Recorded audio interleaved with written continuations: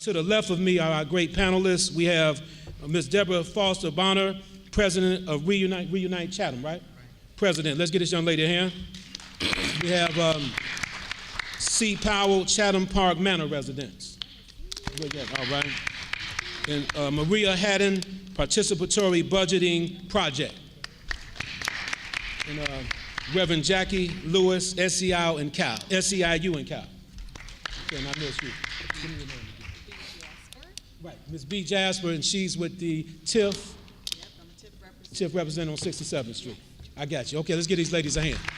All right, so like I say, we're going to get right down to business, and I'll start out with our incumbent Alderman Sawyer. You can give us a 2-minute opening statement.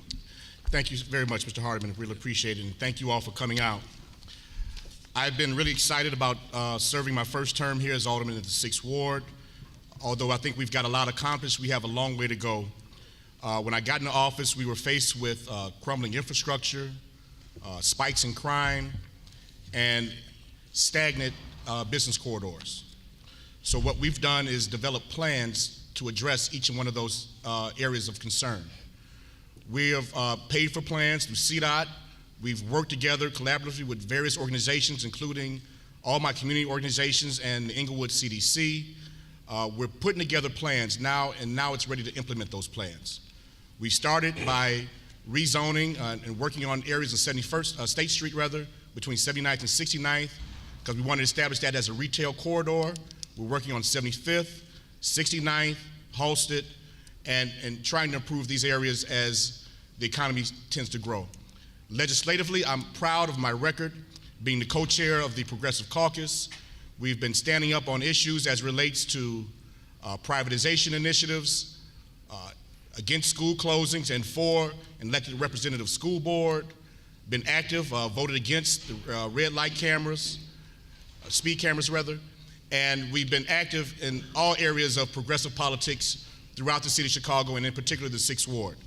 So I'm encouraged and would ask that you consider my vote come February 24th. We have a lot done, and I think we have a lot that we need to do, but together we can get this thing done, and we can be productive in all areas of the 6th Ward. This is one 6th Ward. We have one set of standards, and we want to make sure that we all comply by them so that we can do better all the way around. Thank you. Thank you. All right. Let's give him a hand. Let's give him a hand for that. Yes, indeed. All right. Next, we have Mr. Brian T. Garner. He's the next candidate. Good afternoon. My name is Brian Garner, and I'm running for alderman to make the 6th Ward, the invisible 6th Ward, visible again. When we started this campaign in April, we went around and talked to every resident in the ward. We talked to businesses and school teachers. We talked to people just hanging out on the street, and we tried to come up with, we said we were going to put our hand around the issues right now. We tried to decide what were the issues that were plaguing the community the most. We came up with jobs, education, and safe neighborhoods. We said we're going to sit down and we're going to work on all 3 of these issues, put our hands around them until the end of this campaign. So the Together We Can campaign started. Jobs, education, safe neighborhoods is what I'm running on. We started a safe neighborhoods piece that we did in April. I started a bicycle patrol and a neighborhood walking patrol, where during the daytimes we walk on the school routes, and in the evening we go up and down the streets where residents are picking up their children and getting out of work, just to make sure that the neighborhoods are safe. For jobs, we hosted business networking events where we have all the businesses come together and we would strategize and talk about ideas, how we can get more of us to do business with us, how we can come up with strategies to bring new businesses to our neighborhood, 79th Street, 75th Street, and 71st Street. We're doing a lot on our campaign. I'm not waiting until 2015 to start doing this. I've been doing this stuff already. My name is Brian Garner. If you want to see more, punch 54. All right. Okay, the next candidate is Mr. Richard A. Wooten. Good evening, everyone. I'm running for alderman because I have the experience. I have what it takes to bring this ward back to where it needs to be. In the past 4 years, economically, we have not moved. Crime-wise, we still at the same place. and our schools are underfunded, and our kids are not being challenged. We have lost businesses in our community instead of gaining businesses in our community. We have to look at what it's going to take to build our community back up again.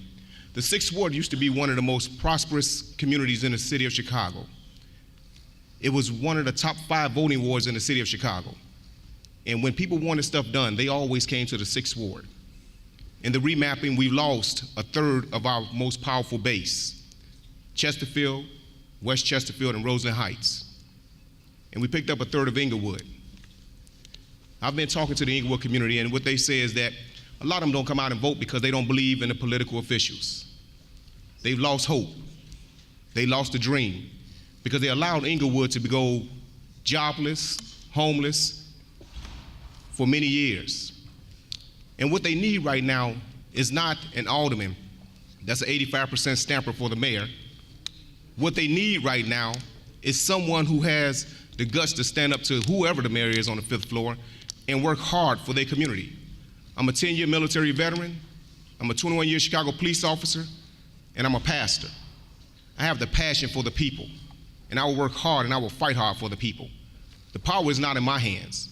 The power is in the hands of the people who send me down to city council. Thank you, and God bless you. All right, thank you. All right. So we'll start out with a question from the audience, and then we'll take some questions from the panelists. Question number 1, we'll start right to the right of me, then we'll go down, and then we'll go in reverse for the next question. As alderman, would you support Governor Rauner wanting Illinois to have a right-to-work zone? And that's the question, a right-to-work zone. No, I would not support that. I believe in unions, and I used to be a part of a union myself. I do not support the right to work. All right, good answer. Okay, good. All right. Thank you. No, I do not support the concept of the right to work state. I've worked closely in this first term with my union representatives. I believe in strong union representation, good paying jobs, and vibrant communities. A lot of our 6th Ward residents are union members.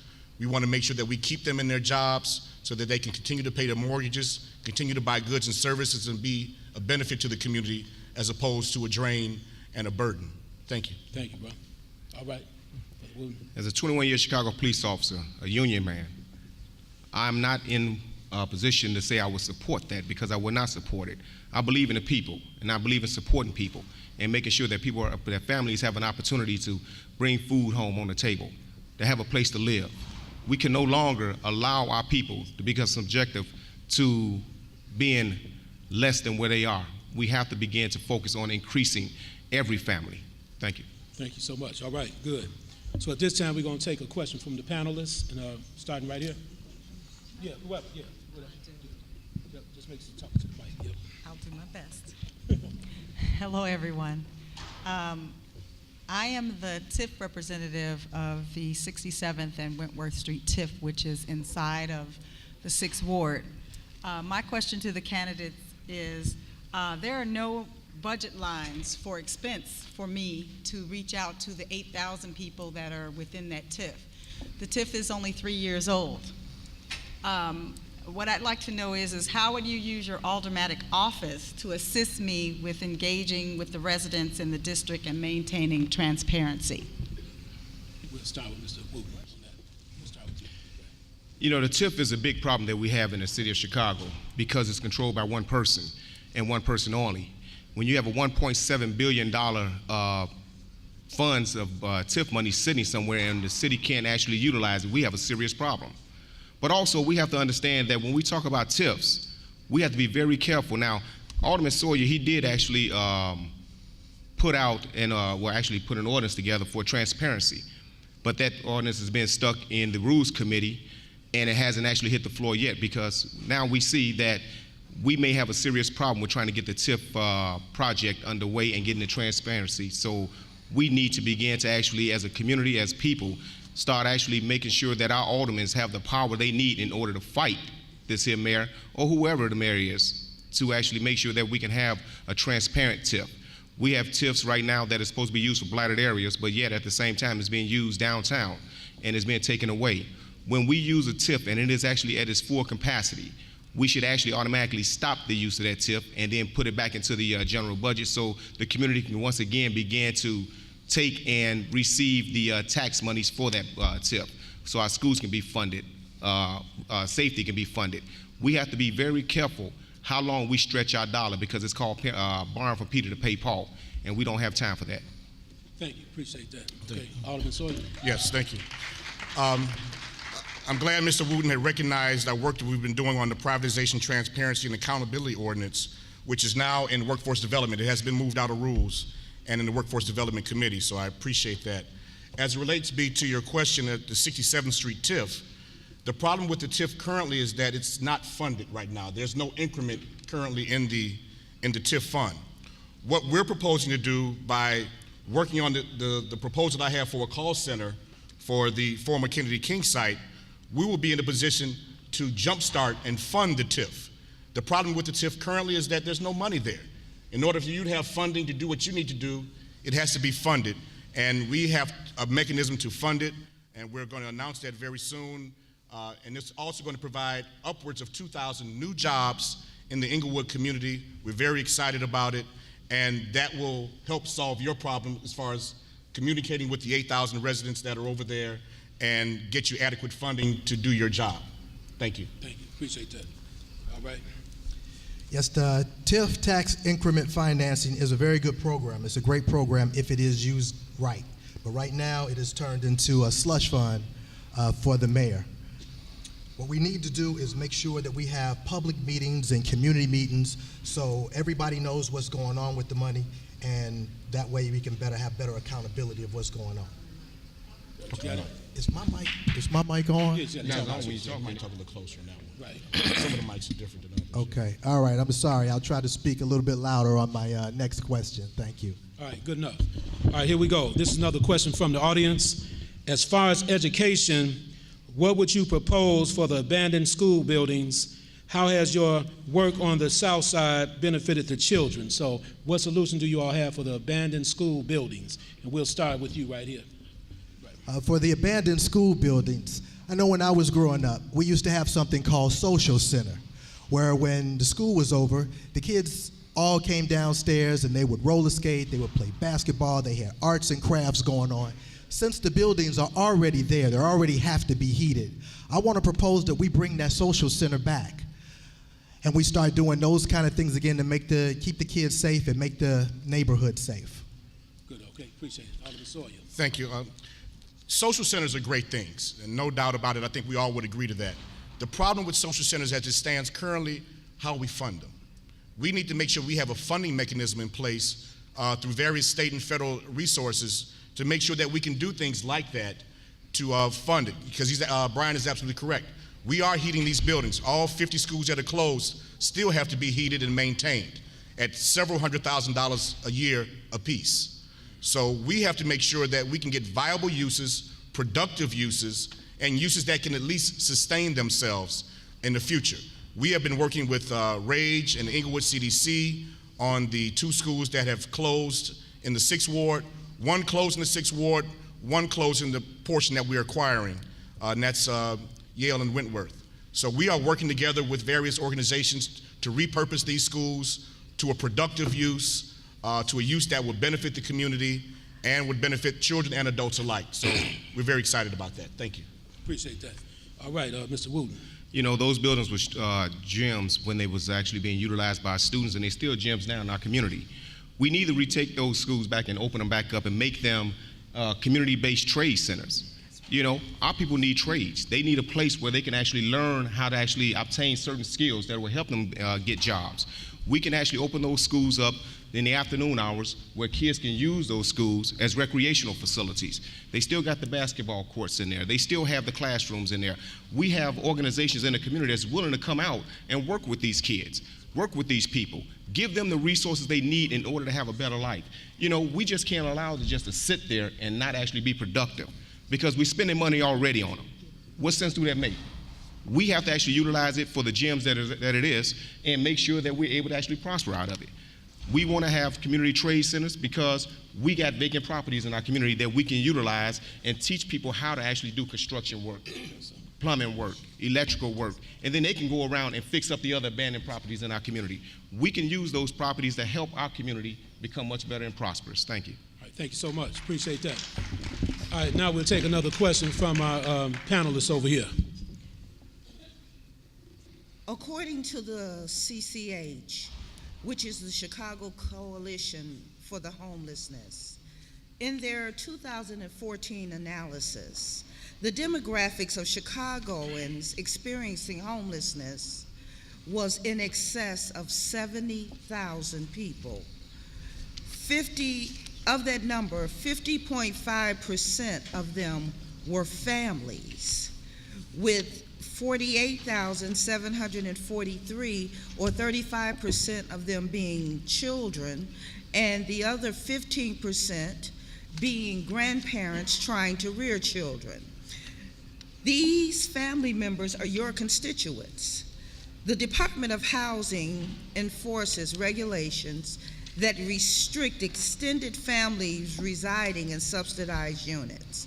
This enforcement is most egregious to the ex-offender, as it further extends his sentence by indicating that he or she has not paid his debt to society. As alderman, would you engage the Department of Housing to legislate a residential extended family ordinance? All right, we'll start out with Mr. Wooten on that, then we'll come back. Yes, I would. Presently, right now, federal agencies actually provide funds for housing to the city that the city does not actually distribute properly yet. And if we can actually get the city to actually open up those doors and start distributing the funds, then we'll be able to actually provide housing for people. We have no reason to allow ourselves to be in this condition. We have the resources available. Federal government is providing the resources. Now it's time for the city to let it go. All right. Alderman Sawyer. Thank you. Currently at CHA, since deregulation, they are sitting on over $400 million in unallocated funds that have not been used for subsidies or for building new housing. They're sitting on a slush fund, fellas and ladies. We have to make sure they move that money forward. I've been a key supporter of the Keeping the Promise ordinance. We want to make sure that that money is used properly, whether it be vouchers, whether it build new construction. You know, no other governmental agency is sitting on the type of money that CHA is sitting on right now. And they're not disclosing it and they're not spending it. So we want to make sure that we do these types of things so that we can have housing for the homeless. With that money, we can house thousands of additional homeless people that can get them off the street, get them into productive lives, get them a chance. So let's move on to Keeping the Promise ordinance. Let's move on making sure that we tell the chairman of CHA to release those funds, invest them in our communities throughout the city of Chicago, get people housing right now. Thank you. All right, right here. I would look into some of the programs that the city has right now. They used to have a program where Department of Housing had houses in their inventory. And what they would do is they would sell it to an interested developer for a small price. First, the city, if you were interested in the house, the city would go after the title. They would pay all the back taxes on the house. And after the title cleared, in about 3 to 4 months, they would give you the house for about $6,000. We need to work on trying to get those programs reinstated and get more information on them. Since the city has them, they're not bringing in no revenue. We can look into the tax increment financing and have those guys pay for that house, and then we can get that house back on the tax rolls. Okay, thank you. Yeah, then out of respect for the process today, we may just go over about 10 minutes for this particular candidates forum right here with the 6th Ward so we can get the mayoral forum started as well. So just bear with us. We want to thank you all for coming out once again. And Alderman Fioretti just joined us as well. So let's give him a hand. All right. Okay, with that being said, we're going to take another question from our panelists. There are constituents within the communities that are often forgotten about, namely the disabled population. How are you connecting with the residents within your ward who are specifically hard of hearing or visually disabled? What programs or services would you propose to assist those community members? We can start right here. Okay, it's something that we've been doing since the beginning of our campaign. We visit all of the senior homes and the nursing homes. and we play bingo with them. Bingo with Brian is what we call it. I bring in my world famous peach cobbler and ice cream, and we play bingo with those guys. We also take them to the movies. When the James Brown movie debuted in August, we took a busload of them to the movies. We paid for their popcorn, their drink, and their weigh-in. When Mayor had the Millennium Fest over the summer, we got a busload up. We went around to all the senior homes, and we picked up those guys, and we took them down there and brought them back. So we always engage with the seniors and those that are handicapped. All right, let's keep it moving. Get Alderman Sawyer. Yes, very quickly, thank you. As results of the disabled, we do work well with the community citywide, and we do have a new relationship with the church across the street from our office that handles disabled. I think Ms. Bonner is on the board of that right now. But we really need to do more as it relates, because my mother is experiencing hearing loss right now. So it is something that's personal to me, and I want to make sure that we do whatever is necessary to get funding, whether it's through Department of Health, the City of Chicago, or looking at our related agencies at the state and federal government. We have to do more to secure funding for those that are disabled, make it more amenable as far as crossing streets, things like that we take for granted. We have to make sure that our disabled community can do those types of things. We've worked a lot with making sure our ADA corners are in compliance, and we want to do more as far as getting the proper crosswalks so that the hearing impaired can travel across the city of Chicago safely. Thank you. Okay. In my office, I will have a service that can actually encompass service for everyone, including the hearing impaired. We want to be able to actually make sure that we focus on our disability in our communities, with the people with disabilities in our community. As a police officer, I come across people every day with some type of disability that we need to be focusing on. And as a community, I noticed a lot of the time is that they actually often go unnoticed. But in my office, I will have several committees. One committee being the Economic and Job Development Committee, Education and Youth Resource Committee. But I will also have a disability liaison person, someone that can actually go around and check and make sure that we're providing adequate service and they're getting adequate service. We have to be able to actually connect them with the city services and make sure that they're getting service just like anybody else. Nobody in our ward should go unnoticed. No one in our ward should go unserviced. And we have to make sure that we're servicing everyone in the 6th Ward. Thank you. Okay, good. All right. So before we take another question from the panelists, I want you all, if you don't mind, just answer this in a quick way, if you don't mind.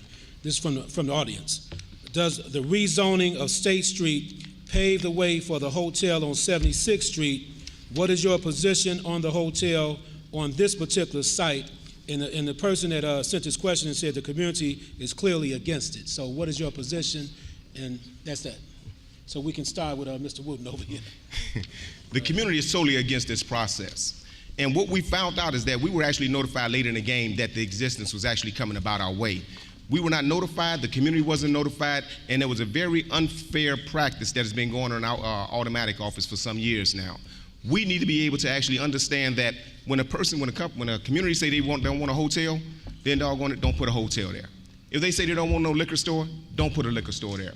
If they say they don't want no methadone clinic, get them out of there. You know, you have to listen to what the community want in order for you to serve them. Remember, the community is the ones who put you in office. Now, one of the things that we just found out was that the area was previously zoned for industrial, but it just recently rezoned for retail or resale and commercial. That is like an opening of a door for the opportunity for the hotel to come in and apply for their special use permit, because before it was rezoned, they couldn't apply for it. So we cannot be allowing ourselves to be subjective, to be considered to be uneducated or misinformed. We have to make sure that we are one body working together and doing what's right for the community. Thank you so much. All right, Alderman Sawyer. Yes, thank you, and I'm happy to address this because Mr. Wooten did say one thing's right. He's misinformed. This is what happened as it relates to the zoning of 71st State Street between 79th and 69th. Again, I stated that I had a plan since 2011 that we paid for to CDOT to make State Street a retail destination once again. This has been consistent. I never varied from this, never said anything other different from this. When we zone a certain area of State Street residential, it's part of a plan to rezone all of that section retail rather. We want to encourage businesses to locate on the State Street next to the expressway where hundreds of thousands of cars go every day. We want to make sure that street is viable once again, because right now it's dead. It's been dead for many years. We have to think differently. Yes, I rezoned certain sections of State Street. Mr. Wooten was at the meeting when I told them I was going to rezone certain sections of State Street. And again, I told them that it had nothing to do with the hotel. The hotel, if they decide to want to try to do that, they still have to come to the community. They still have to get a zoning variance from the city of Chicago, and they still need my approval, which I have not given. So let's get everything straight. Let's get it clear and understand. I have not given anybody any approval for anything yet, but I am encouraging retail development on the State Street corridor. Very clear about that from beginning until now. Thank you. Thank you. Thank you for your response. All Yet. right. Here we go. The alderman is correct. He's been absolutely consistent on that at every meeting. I do agree that there needs to be something on some type of retail going on that corridor, but I'm absolutely against any hotels, just like the community. All right. Thanks a lot. Let's get him a hand for answering that question. See what happens. So there won't be a hotel. There won't be a hotel in the 6th Ward. All right. All right. We'll take another question from the panel here. That's another question here. Hello, everyone. Between 2004 and 2012, the Chicago Public Schools Administration conducted 106 school actions, EA closings, consolidations, and turnarounds. In addition to the 50 shuttered schools last year, what is your position on school closings, consolidations, turnarounds, and phase-outs? Okay, we'll start with you, bro. Okay, I'm absolutely against any more school closings and any more turnarounds. That's it? All right. Right to Thank the you. point. Right to the point. All right. Alderman Sawyer. Thank you. Since I've been in office and this came up, I have been a vocal critic on the process that occurred, which resulted in closing 50 schools. The process was flawed. There was a process in place pursuant to the state government, and they were having multiple meetings, and it was going along well, because the problem is when you close a school, you're affecting the community around it. There's a school that may be closed now, but 10 years from now, when that area jumps back up, we may have to reopen a school that we've closed and lose money. We may have to spend tens of millions of dollars from areas which we might not have had to spend had we done the right thing and really assess this. So I have been out front and vocal against school actions like that. I've been standing out front with the Chicago Teachers Union, with Karen Lewis, protesting, not just talking about it, protesting, going to the school board meetings, talking out against it, and leading that fight, protesting the 50 school closures and the 106 school actions. So, and I'll continue to do that as your alderman. All right. That's good. All right, Mr. Wooten. You know, when they were actually talking about closing the schools down, I was at almost every community town hall meeting, and I was pleading, please don't close the schools. Please don't close the schools. Some of my counterparts in this room right now, they were with me at those meetings. Very rarely did we see the alderman there. And when he did show up, he showed up late in the game. We have no time to put our kids' future late behind the scenes. We have to fight and keep moving. We're not going to sit around and keep on taking crumbs when there's a steak at the table. We have to make sure that we are taking our time and focusing on the issues at hand and making sure that we're bringing the bacon back home, Alderman. So as we get out here and continue to fight, y'all want somebody down in the city council that's going to fight for you. Thank you. And so does the teachers union, by the way. All right, good enough. So what we're going to do now, we're going to take one last question from our panelists, and then we'll give each candidate a moment to give a closing statement. Is everything going okay so far for everybody? All right, are we answering the questions directly, or are we avoiding some things here? Are we doing okay? All right, we'll talk about that outside later on. All right, one last question from the panelists.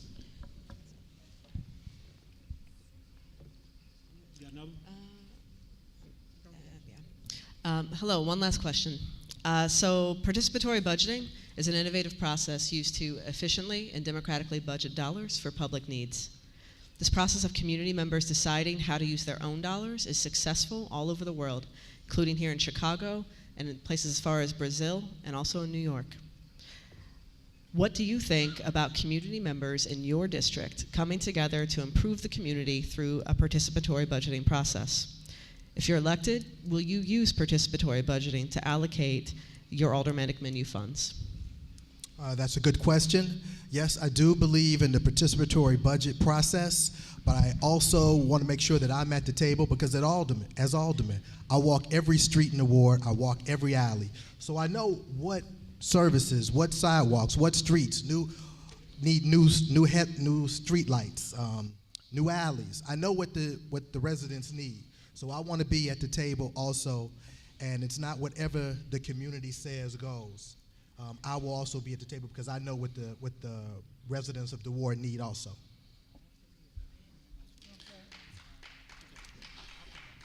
Yes, thank you. As it relates to participatory budgeting, my issue with it, I would not give away my budget during my first term in office. I believe it's irresponsible. I think you should learn your budget. You should understand how this affects you. We're talking about a small amount of money, $1.3 million that we have to spend in the course of a year. I want to make sure that I have a grasp of my budgeting abilities before I would surrender it to the community. I would consider it going forward in the next term in an advisory capacity, but I think it would lead to uneven distribution of services, and I'm really concerned about that. A lot of my colleagues who started with participatory budgeting abandoned it later on, a year later, because the very thing happened that they wish didn't happen. Too many people from one side of the community gets too much of the services, and the other areas who did not come out enough don't get enough. So I think that it's good to have the community involved in what goes forward in their community, but I believe it's more in an advisory capacity, not as a directive. All right, thank you. All right, Mr. Wooten. You know, I am totally for a participatory budgeting. And let me show you how this works. In your first year in office, it really doesn't take an effect because your budget is already laid out for you. The participatory budgeting process would actually come about the following year, so therefore you wouldn't lose the opportunity, Alderman, of having control of your first year. It's the following year that you're actually working on, because the budget has to be turned in at a certain time before the city can actually put it all in play. Now, I've actually informed people about the participatory budget. See, a lot of aldermen don't want to use it, don't want to use it because it takes the power out of their hands to determine where the money goes. I'm not one person who actually is afraid of actually allowing community members to make that determination.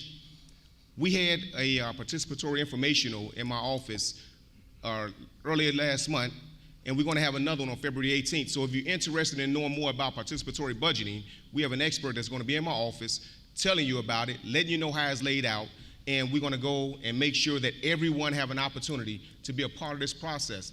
And the only way this is going to work is if we have structure in our office.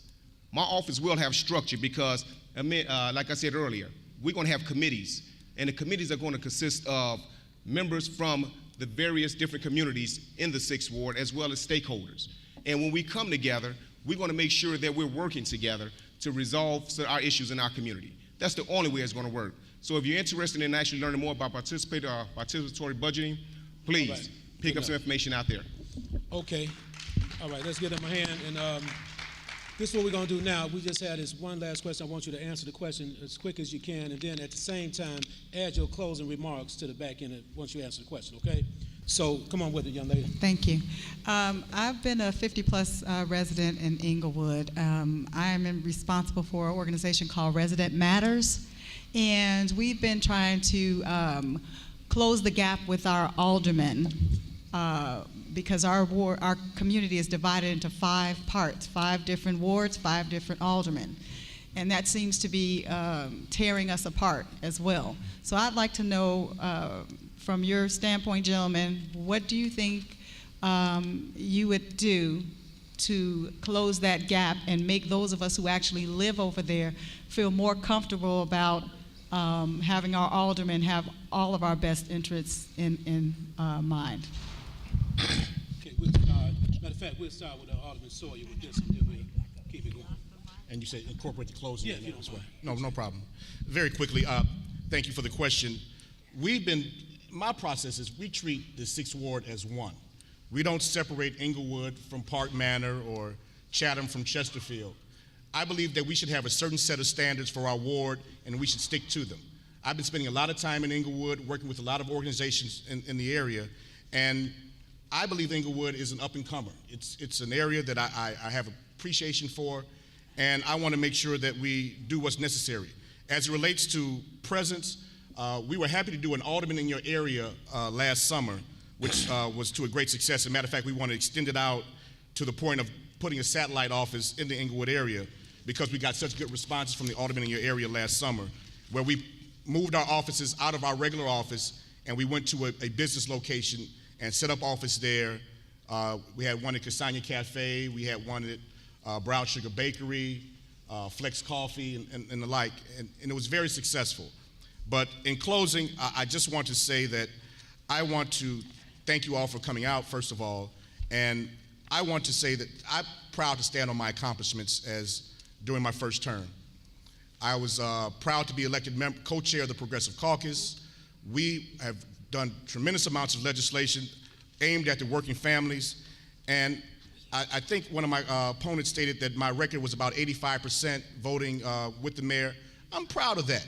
I'm proud of that because those 15% of the votes are the ones that are key votes. Most of those votes are bread and butter votes that everyone does, but I'm proud of that thing. Okay. I've got my time already. Yeah, get a chance to get my closing. But thank you for my time. Thank you. Appreciate it. Let's give him a hand. We'll get all the hand. Cut me short. All right, we're doing what we can. So we'll go with Mr. Brian T. Garner right now. Brian T. Garner. Okay, sometimes I don't know who's sitting up at this panel. The way they're attacking folks, is it Pastor Wooten or is it Police Officer Wooten? I'll answer that question when it's my turn. No, Residents do matter. I said this earlier. I said people got personal issues. You know, I grew up in the projects on the west side. Here on the project, we usually step outside and we deal with what we got to deal with. No, I'm just messing with you, brother. Go ahead, brother. Right, that's okay. I can handle it. I'm a Desert Storm war vet. Yes, sir. I believe in having meetings like we used to back in the old days, where we had a monthly meeting where everybody got together, all the different communities, Park Manor, Chatham, West Chesterfield, Inglewood, everybody got together and we talked about issues that we had, because the same issues that we have in Park Manor, we got in Inglewood. And we need to come together so everybody gets a chance to know each other. We can sit down at the table together and strategize and try to come up with ideas on how we can make our community safer, how we can get more people to shop in our businesses, in our business districts.